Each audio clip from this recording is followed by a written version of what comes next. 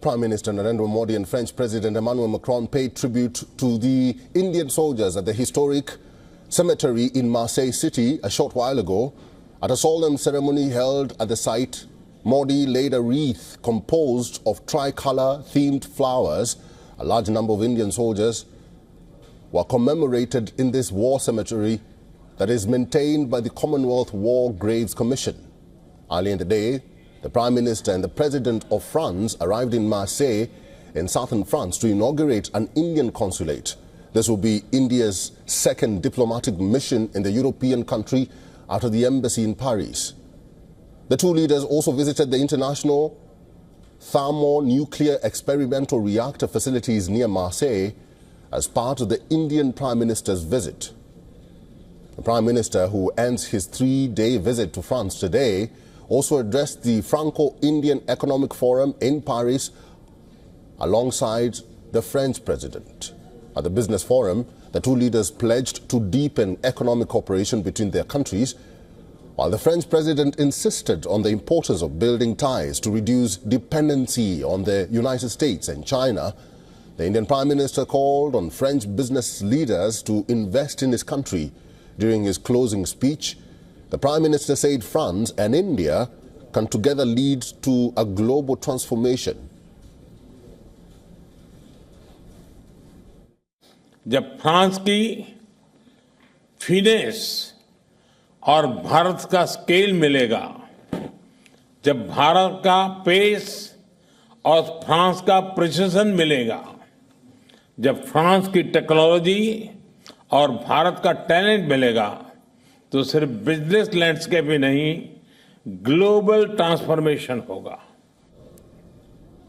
In Paris, Prime Minister Modi co-chaired the Artificial Intelligence Summit with Macron, while leaders and tech bosses convened at the Grand Palais on the second and final day of the AI Action Summit.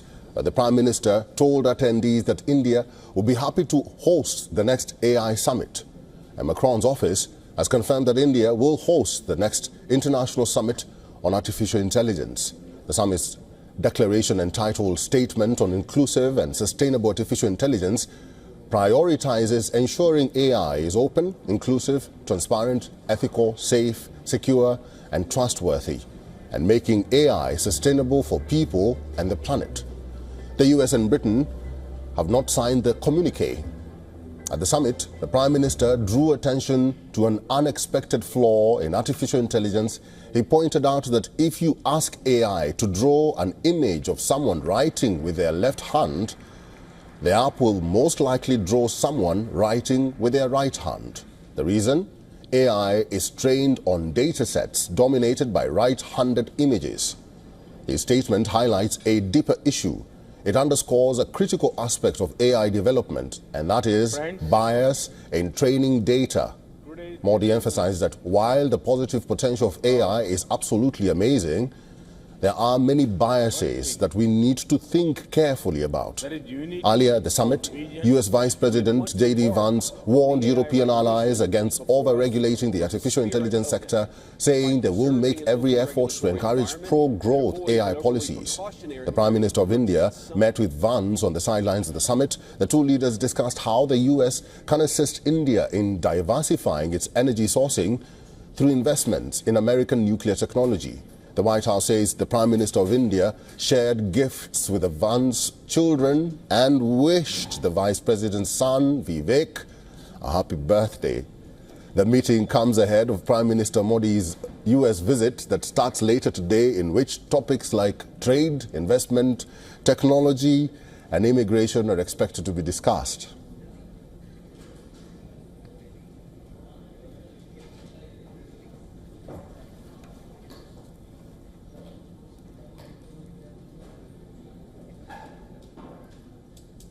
Our correspondent Himanshu Dikshit is now joining us from Paris. Good to see you, Himanshu.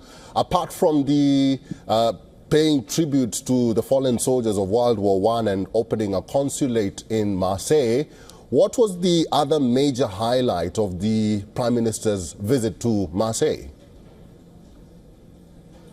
As we reported extensively yesterday about Prime Minister co-chairing the Artificial Intelligence Summit, but we cannot underscore the importance of this visit to south of France, to the port city of Marseille. Of course, Prime Minister Modi and President Macron had inaugurated the Indian Consulate General in Marseille, reinforcing India's presence in France. But we have to understand that Marseille plays a very, very crucial role in terms of the development of the IMEC corridor. So what is IMEC corridor? It is basically the India, Middle Eastern and European corridor, which will make sure that the trade between India and France and Europe will be further strengthened. Currently, the trade between India and France is valued around 20,000 billion US dollars. And France, if it would be correct to say, that has opened a red carpet for Indian investors to come and invest in not just in Paris, but the whole country in general, especially the city of Marseille. So Marseille plays a very significant role in this visit of Prime Minister Modi, the 3-day visit to France. Himanshu, the Prime Minister and the French President didn't hold a discussion with Franco-English, if you like, business leaders. What did they say that was really important in that meeting? And what did the Prime Minister of India really highlight in that forum? Prime Minister Modi has been very open since he arrived in France that India is the place to invest. India is open in collaborating. At the same time, there is a very interesting stat. France and the French companies have a very, very big presence in India, but the same cannot be said for the Indian companies in France. So there is a huge scope for Indian companies, for Indian investors to come and invest in France.